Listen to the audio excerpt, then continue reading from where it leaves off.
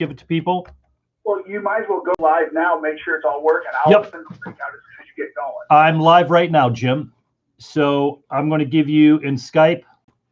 I'll give you the link here.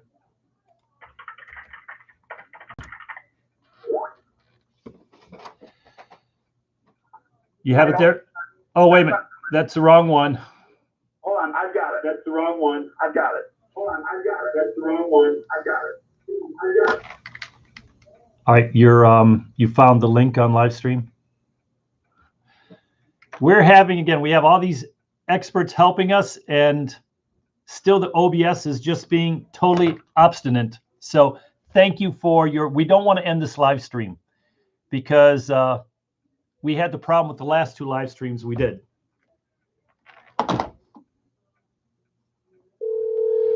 So I'm going to edit this all later on and take out the beginning anyway, but we are going to be talking about some of the combat parts and any other questions people may have. Hello, Mr. Click. Todd, how you doing? I tell you what, life just is not easy with our OBS streaming. So thank you very much for joining us here. Like last time, we have several people online trying to help us. And I am now in the general channel. So we have all new nice screens made. We have our tabletop simulator all nicely made.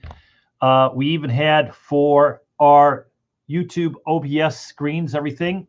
Gunta was online with some of the guys, and they were trying to make it go live. And here we are. Still no liveness. So I'm going to help. I have Gunta on the line here also.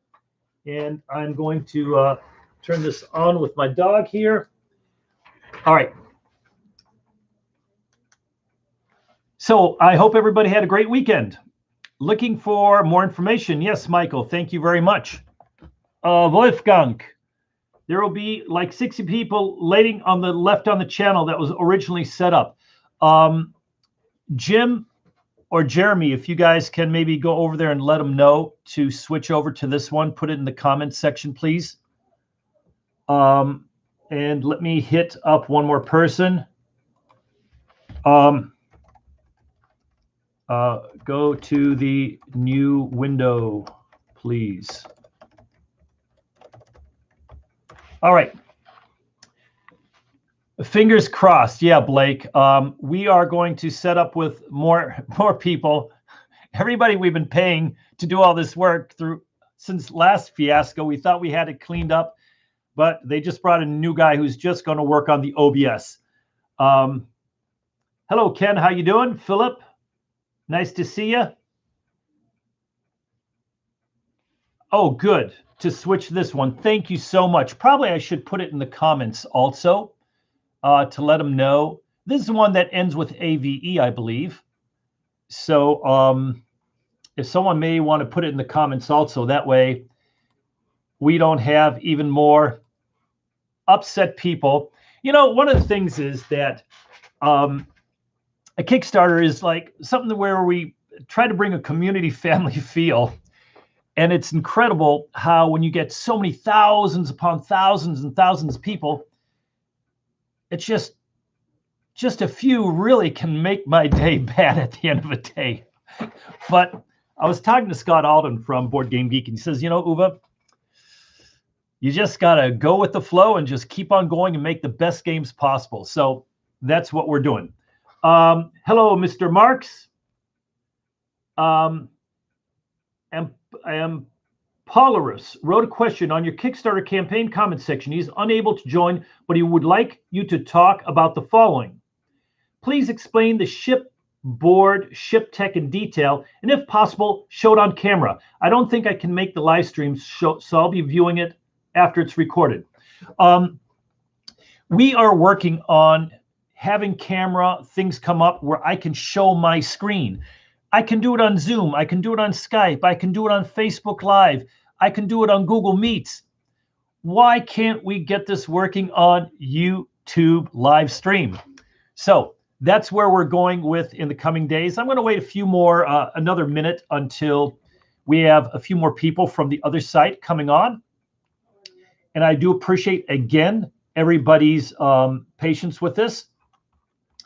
We are, as I explained in one of our other updates, we're a bunch of engineers. I'm a mechanical engineer in metallurgy, plastics, and we had steel companies that made all kinds of cutting stuff and military stuff and all kinds going back for generations. So Gunta is mechanical engineering masters and all that. So we're very good at AI development, what we do with military training, with board game. We love the Stellaris. The game is phenomenal. But it's a first Kickstarter where we've ever had to do these live stream Q&A. And it's very simple for me to get in with you like right now. But with the live stream, if anybody knows how to bring up and show my screen and everything has been a real challenge. So if anybody can maybe message me in the coming days, if we don't get it going tomorrow, I will definitely give some love going your way. Zach Gaskin, looking forward to the the deep spot, the ship comms. Ken Cunningham, well, thank you very much, Ken. Michael Cook, having a bunch of great games from Academy Games, so I am confident they will do a great job with this one. The game is phenomenal.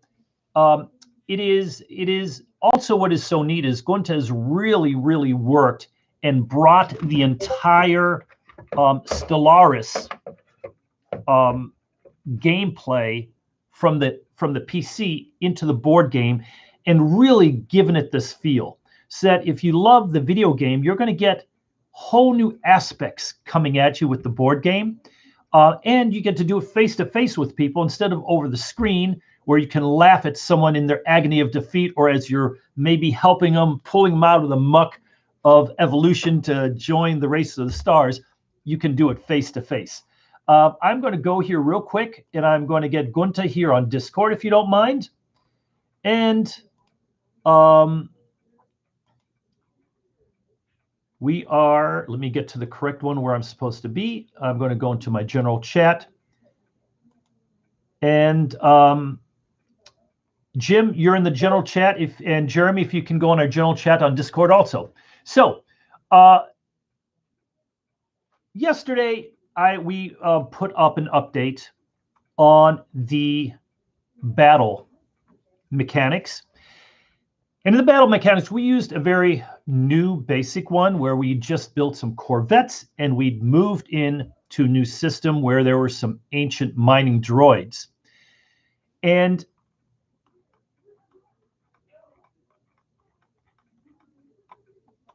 we then concentrated on the battle board itself. Now, the battle board, if some of you have them up, or if you haven't looked at the update, please do. But the battle boards are made of your support section, your defense section, your weapons section. And every ship automatically will have, of course, a hyperdrive, or else it couldn't move. And it also has a power core. Then in the defense section, you have your hull. And then around your hull, you have your shield and your armor. So an undamaged ship has its hull and its shields and its armor and shields. Let's do it this way.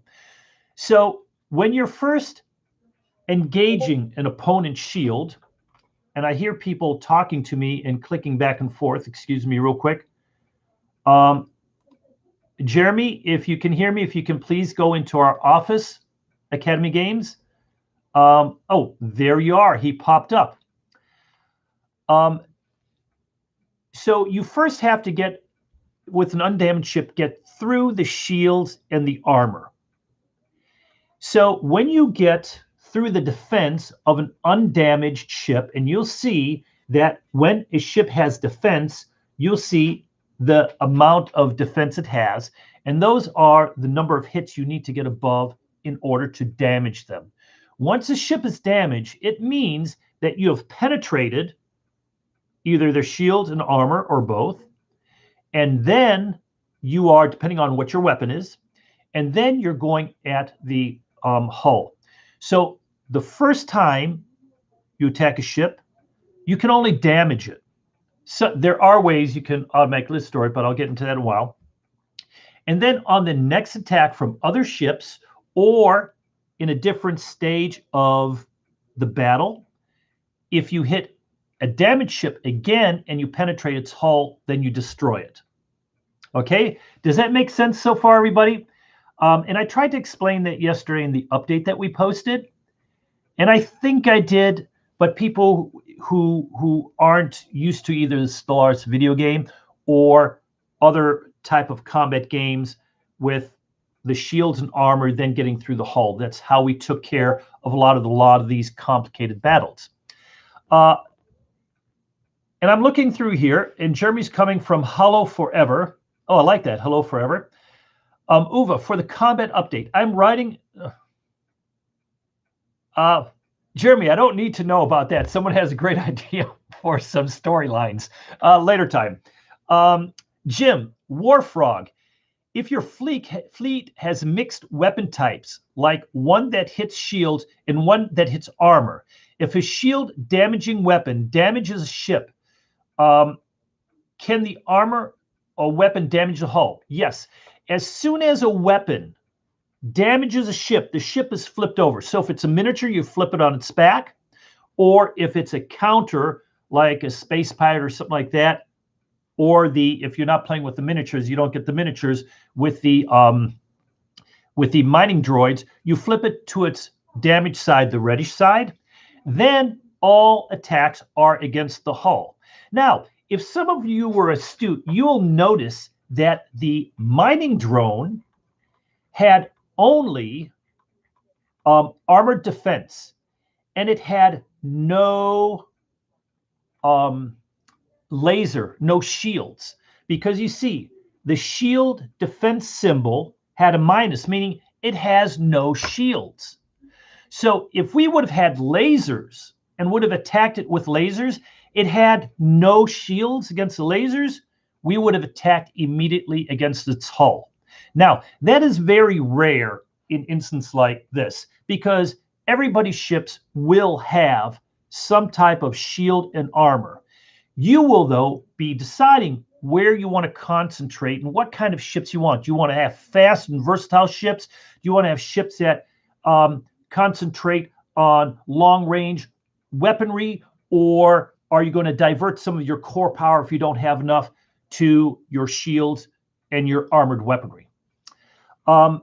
So I hope that makes a little sense. Now, someone else very astute online had asked me, when I'm looking at the battle board, I only have one marker for each of the support section, the defense section, and the weapons section.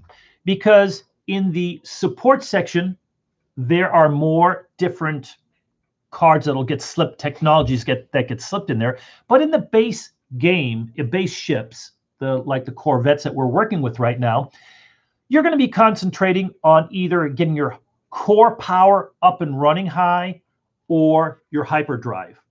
And you'll notice the different type of ship classes have more powerful effects. So for example, the power core for a battleship starts out with 5, whereas for the Corvette, it's only 2. Now listen, this is only power core 1.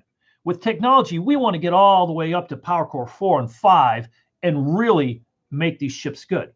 But what someone brought about said, well, with all these different weapons on the big battleships, how can I do that with just one of the weapons section markers? Well, destroyers, the next class up, they have 2 weapon markers. The cruisers and battleships each have 3 weapon markers. So as you're going up into these big classes of ships, like the cruisers and battleships, you are going to have combined long-range missiles with laser capability and all type of really cool weapons that you're going to be discovering, not only from alien races and things that you're finding out in the universe, but as you're researching your technologies with all your different trees. You won't be able to do anything because there's never enough resources and money and time to do it all. But that way you can get out and try and build really unique ships. And it's not a lot of work because you're not going to be changing everything all the time. But another thing, let's say I have a missiles 2 now, and I then research missile 3. And I play this research card and I place it into my ship section. You do not have to wait to change entire ship to upgrade. If you're upgrading system in the same sector, you can move your missile 2 to missile 3 and get rid of the missile 2 cards. The same thing, if you decide to go away from the missiles and go to, let's say, some high-powered lasers, you can move it within that sector without having to go through the special action at a later time to re-outfit your ships. All right, Jim, next is Charles Thibault. I'm really... My French, I always get in trouble with it. Good afternoon. The diplomacy stands seem interesting. Can you give us an insight into diplomacy aspects? Will it be possible to visualize players, free them? Are there different types of war, etc.? The diplomacy stand is the exact thing that Gunta will be covering in Wednesday's live Q&A. And it's going to be, he's going to have it all set up. We have our tabletop simulator looking phenomenal. We've had a crew working on that, and Mr. Cunningham did a phenomenal job in making everything work really professional and really well. So we're going to be covering that, Charles, on Wednesday. But the diplomacy is a huge part of the game, and it's where you're going to be trading. You're going to be helping each other in many different aspects. But remember, you also have your politics cards that you're pulling on some of the phases in your action cards that will be affecting the different the interfacing between players. In the exopolitics phase, there is a specific draw a political card. So every round, all players are going to be drawing a political card that they can then, depending on how they are playing them and how they're interacting, different things will happen. And that'll give them also, they put them on top of their screen sometime, that give them different keys that will affect their relations with others also going forward, depending on how nice or mean they were in their decisions. Philip McDowell, do you stack hits from multiple ships? Seemed so in the update. Yes, you do. So if a first corvette does 2 hits and the second corvette does 3 hits, total hits is 5. So can you damage and destroy a ship in the same phase? Yes. If you have, like I had 4 corvettes shooting, the first 2 brought down the shield and the armor, didn't have shield. Got through armor, damaged the ship, then the rest of the ships penetrated the hull and the unit was immediately destroyed. So that is key. But if we're going from the long range to medium range, that time frame it takes to getting it up, then the excess from one does not pile over to the next, because you're having your interaction at long range, your medium range, then your short range, and so on. Next. Adam Berger, who decides where damage is allocated? I know ships that are closer need to be targeted first, but if a player has multiple ships in the same range, who decides which ships?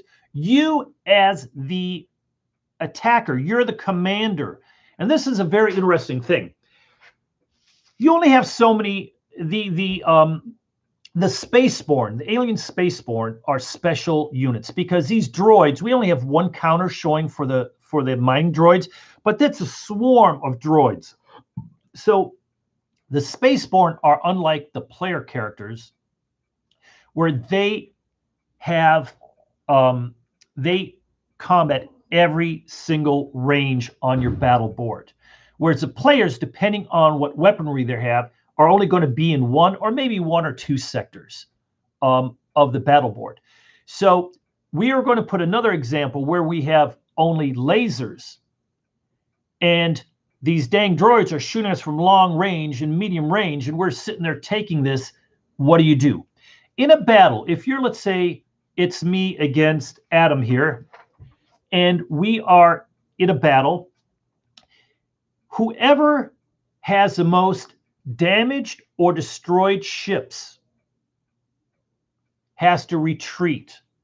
This isn't a game that goes on and on, you fight till one of you is destroyed. No, it's just one round of combat, and then the side that had more losses in damage or destroyed ships has to retreat. Now, this is a tough decision that players have to make, and Gunta did incredible design with this. That, and again, it's that old, what do I do? Do I do this or that in the middle of a combat situation?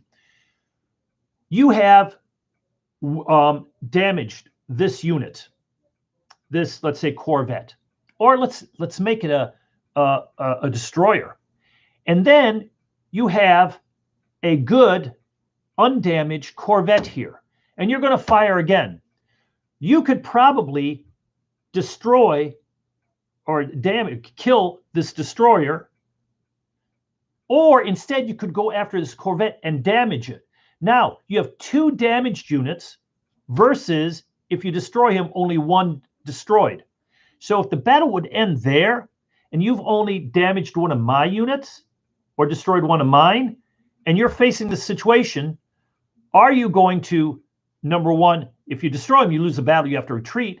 But if you damage them, then they have to retreat because they have greater damage on multiple units than what you had. And that is a really tough decision, because if you don't kill them, they can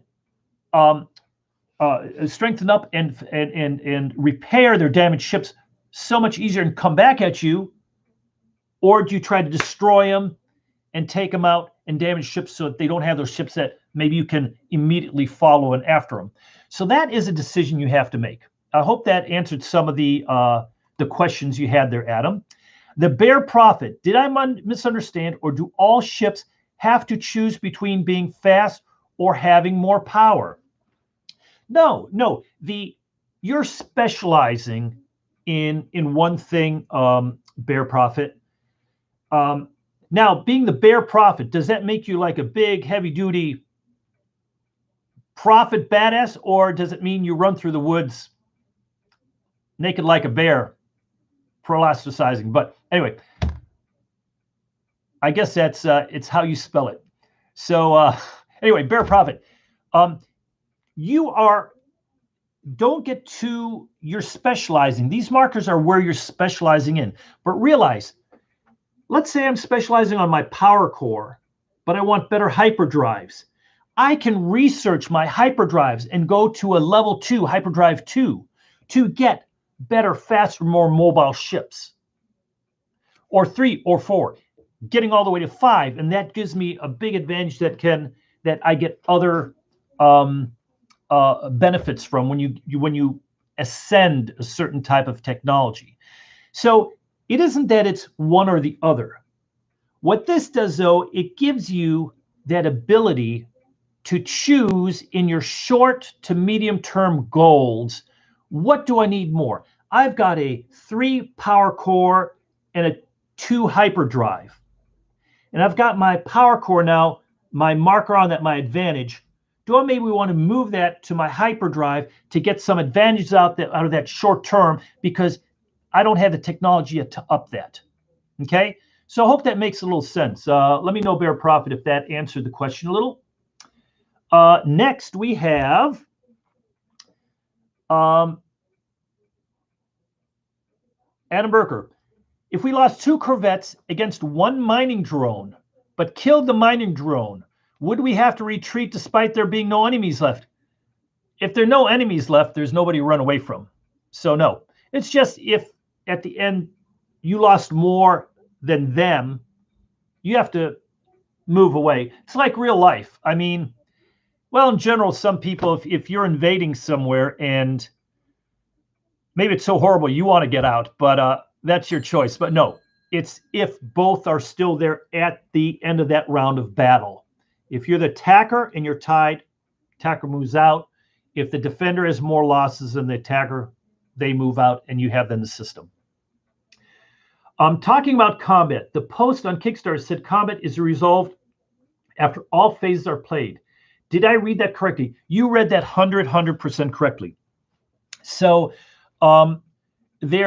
we did that because if someone is building up defenses and they're totally paranoid that you're going to be coming, and you're building the defenses and you're moving in, and then all of a sudden someone else saw that in the next phase, they may be trying to do something to you, backdooring and all that. The 4 phases go rather quickly in the game. When you're seeing it on a tabletop simulator or even us explaining it, it looks like a long process, but this is a fast playing game because you have 4 phases, so many resources, everybody's planning at the same time, and then from first person who ended first, they decide in what order people will resolve their phase, and then you reveal what you're doing and go ahead with it. So yes, we found that if the combat's all resolved at the end of the round, it's much cleaner and resolves a lot of the little nitty-picky stuff that could happen. Next,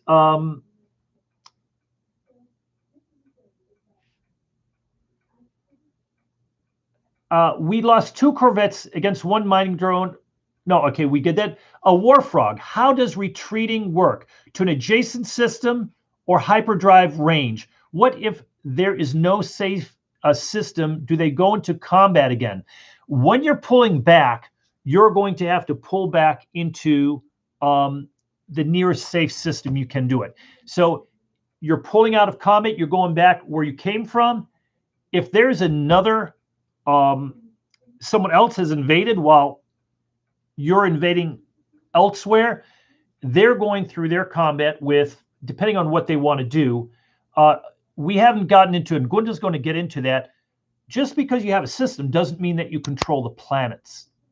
That's when you do your space invasion to occupy the planets and take over the planet, planetary resources, things like that. Because the planets are different than the asteroids and things. But once you control that system and you've driven the other guys away, they're not gonna have the income from those energy fields, and then you can start mining them yourself, etc. If there's no safe place for you to be pulling back into, you're pulling back into from that combat. I'm going to have to confirm this with Gunta. I'm not 100% sure on that, and I always keep on going back to our 878 Vikings game. But in that case, I'm going to have to check with them. I would think that you're pulling back, and whatever is happening there, if whoever's there could stay or pull back, or you could continue pulling back, but it would then be resolved that very next round, again, the end of the round.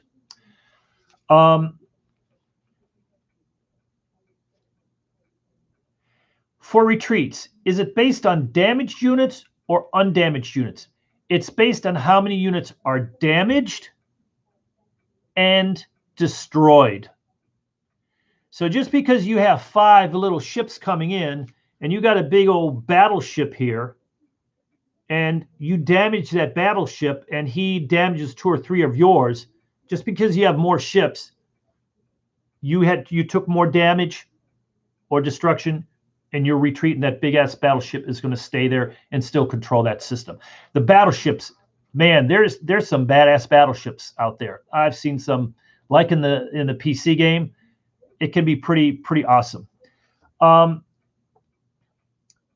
Is there any effect to having enemy ships in your system with regards to your own production or movement ability? Can you be blockaded or otherwise prevented from fully using that system? They have to take over the system. Remember, you're going to have star bases there. You're going to have all kind of, if you plan correctly, protection installations. It's not easy taking a home world if someone is paranoid as I am because quite honestly, Sean, you just saying that makes me very, very apprehensive of ever allying with you when we are at a convention sometime and meet and play. And I'm going to also check with Gunta with blockading. I do believe that there are blockading elements to it, but I will check that. And that's something to ask Gunta on Wednesday. Blood Angel, have you talked about ground? Blood Angel, that's something that Gunta is going to be going through on Wednesday, because then we're going to have the full TTS with all the new look and everything going. So he's going to be going through that along with the diplomacy and actions like that. Next is Victory in the Pacific. Oh, man, I played the snot out of that game twice. It only took me 2 years. But anyway, Victory in the Pacific. You had pursuit with faster undamaged ships versus damaged. I must assume no pursuit on retreating. Oh, no pursuit. Not. Listen, this is a fun, fast playing game where you're building storylines and everything. The minuet and all that is, a round is a certain segment of time. You're playing tons of rounds. So this guy comes in, attacks, is pushed back. Then the next round, what are you doing? You've damaged him. He doesn't have the ships repaired. Do you want to follow in? So it's a natural flow. These rounds aren't like the Victory in Pacific, where I'm going to be doing my turn for, I'd like to say 10 minutes. But when we played Victory in Pacific in the old days, depending if we're talking the same game, it took hours. No, this is a quick playing game.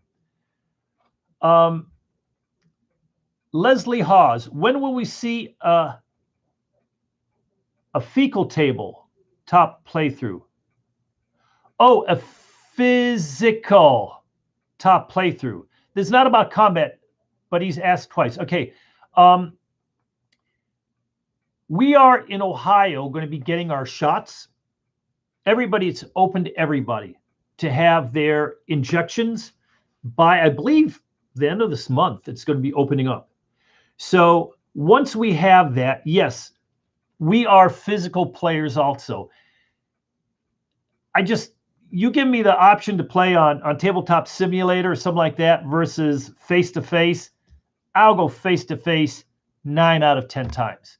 So yes, we are going to be doing a lot of physical because we have the cameras, everything set up. That's where our expertise is. If you watch some of our old games, we've got a whole setup upstairs, multiple cameras, close-up, everything with the computers all set up. And here we can do all that, and we can't get stupid Tabletop Simulator work right.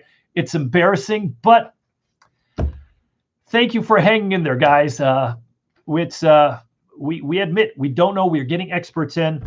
They're still working on our OBS. We just don't know what's going on, but we have all day tomorrow morning slotted to figure this out for Wednesday's Q&A and the live playthrough that Gunta's running on Tabletop Simulator. Anything else, Jim or Freitag? I'm going to go on here. Jim is answering a lot of great questions. Hollow Forever. Okay. Active can cause a miss. There are a lot of cool things here also. Realize if you are, what I really love about this is the paranoia of you're doing stuff, you're negotiating and you're threatening and you're doing your research, and people don't really see the results of your research until you actually make them physically available for people to see. And you're advancing in many different areas. It's just not the space combat and all that. You're making advancements in sociology, in politics, all kinds of things. So we're concentrating on this, but there's so much more going on. And what is so nice about this is, in order for you to ascend, and you need 6 ascension symbols, and every time you get 3, you're pulling a 3 card, and it tells you what to do. And I'm not going to go into this because a lot of this is a treat to discover as you're playing the game. So a lot of things we're talking about, a lot of the more in-depth little menu I'm giving here, talking about, are things that'll naturally evolve and see as you're pulling certain cards and certain things are happening.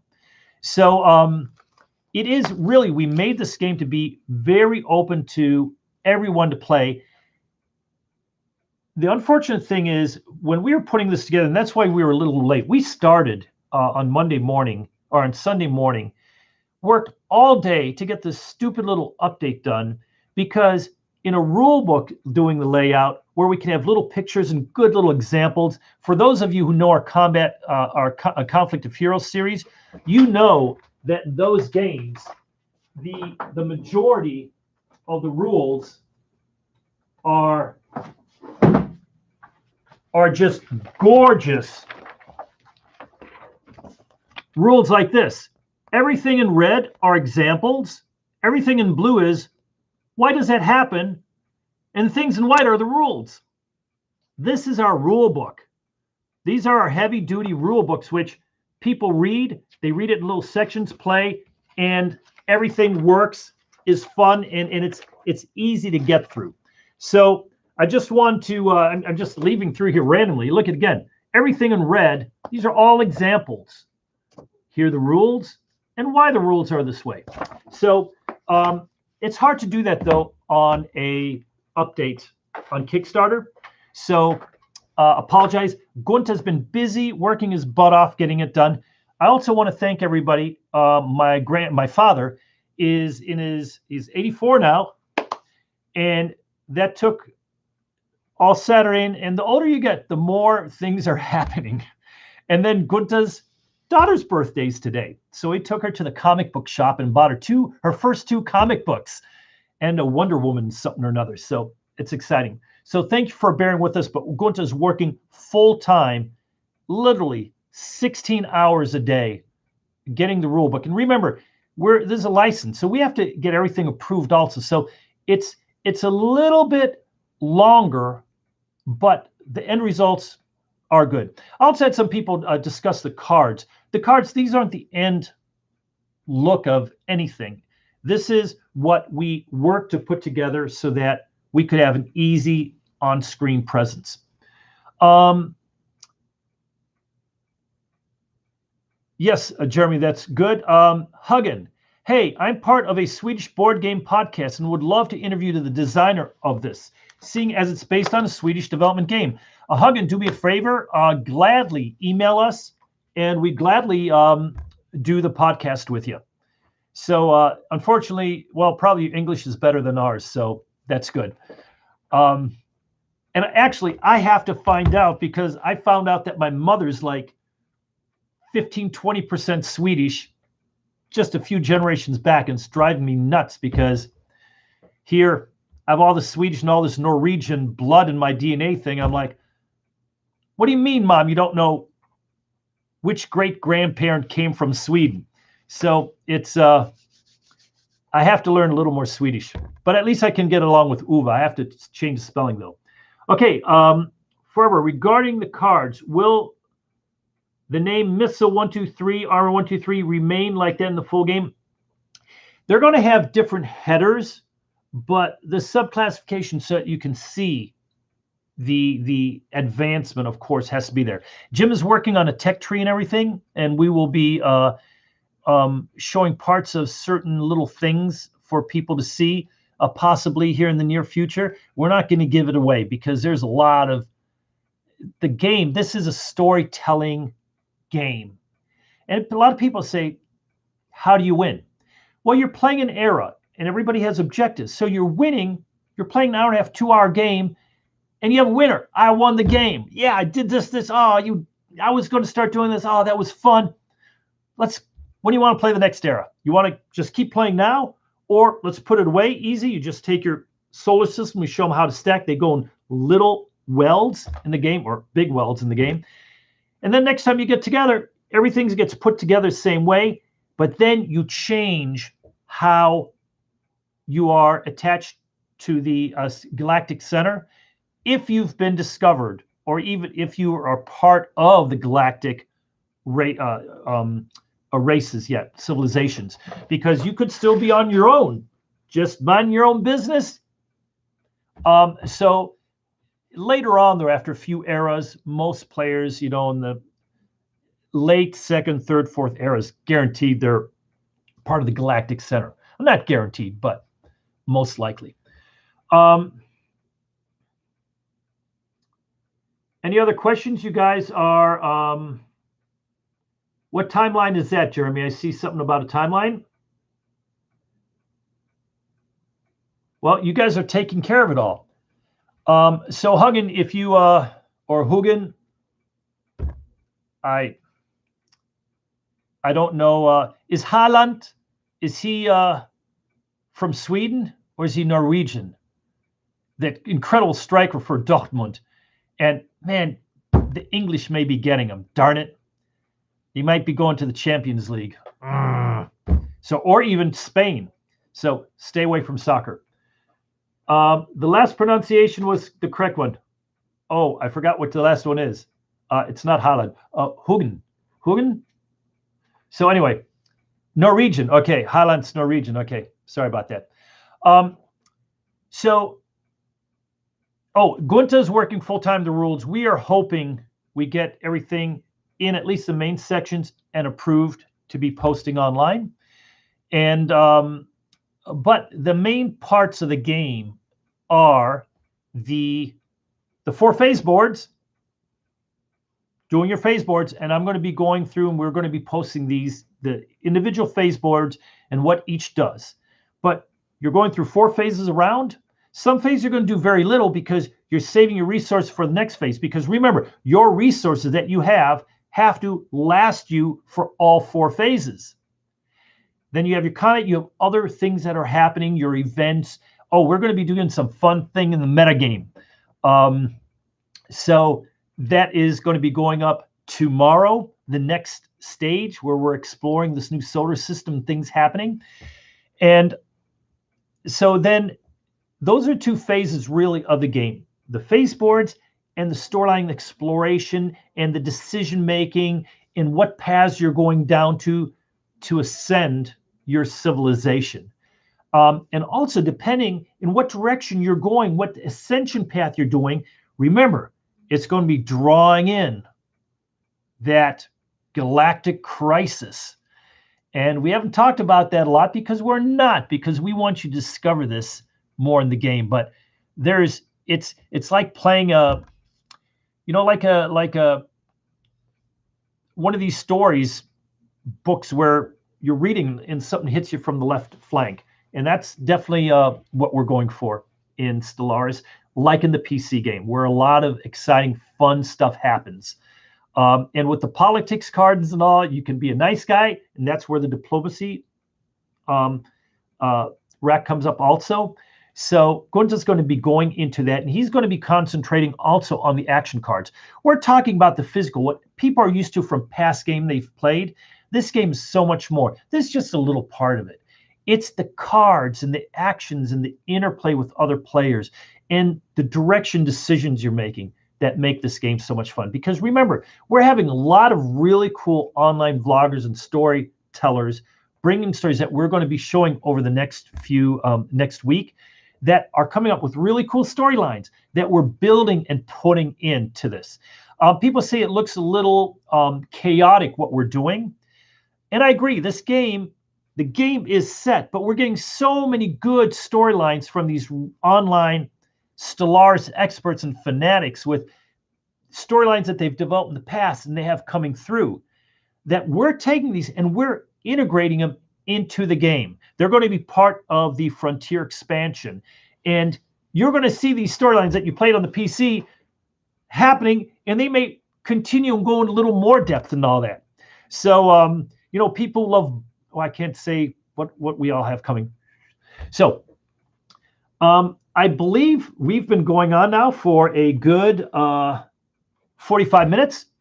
So I want to thank everybody. If you have any other questions of the move ships portion of the exploit or the direction, yes, what you're doing, Blake, when you're doing your planning phase, the planning part of the expand, you have your map grid there, and there you're going to put down where you are moving to, what segment. And you can tell that by the star base numbers in these areas.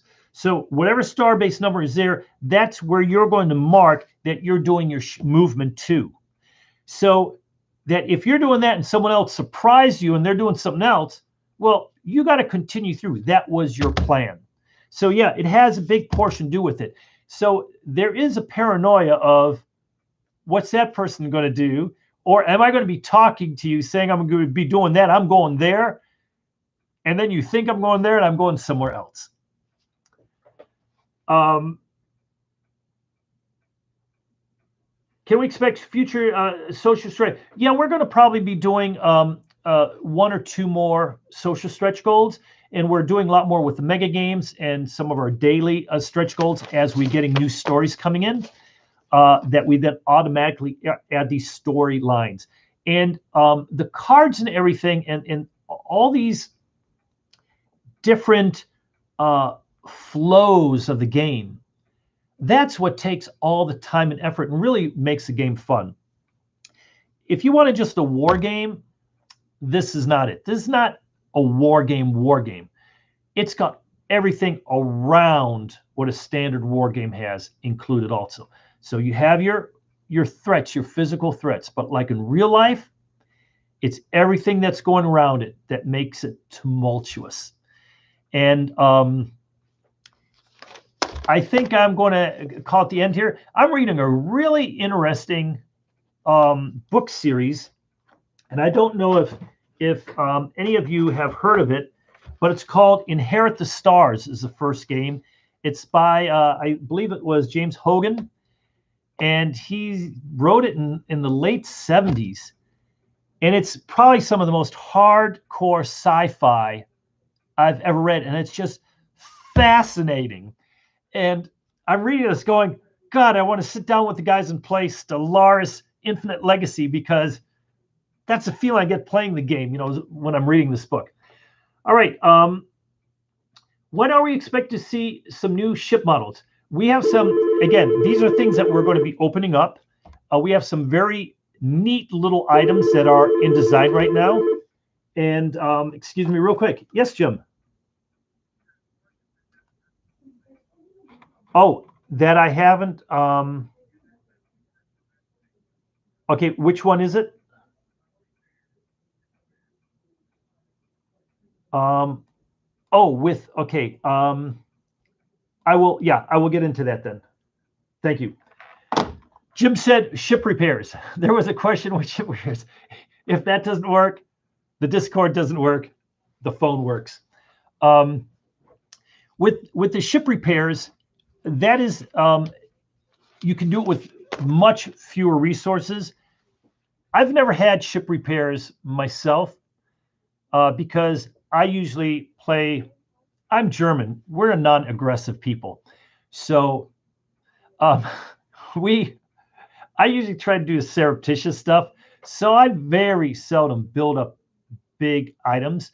But I'm going to ask Gunta if there's technologies that allow us to repair quicker, or if I have to do it with the resource options. That is something I'm going to ask for Gunta, because I'm not 100% positive on that, and I will. We will get back to you on that on Wednesday on his live feed, when everything better be working perfect.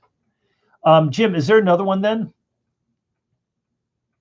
And who asked the question about repairs? Can you tell me that? Whoever asked the question with repairs, do me a favor. Just send me a message on that, and I'll make sure that that I get together with Gunta on that, and I'll post it in the comments area then also, and I'll put it in the Q&A in our update tomorrow. How's that? So check for it tomorrow when we post our update. All right, and I will make sure that the repairs is a big in there, that we cover it in detail. All right, thank you so much for joining us again. Yeah, I hope the weather for you is as good as it is for us here. I was up till 5 o'clock last night doing stuff here on the campaign. Gunta was going crazy because he knew it was his daughter's birthday today. So happy birthday, Esri. And thank you, everybody, for your support and everything. And we will be announcing here in the coming few days some of the new ships and other cool little things. And then we also had some requests for some add-ons for some extra big boxes with the card holders and everything. And we're getting quotes on that so that we can offer these to you for the people who want to sleeve. Sleeve cards fit in everything except in trays and all, but sleeve cards in the boxes take like 2 to 3 times as much room.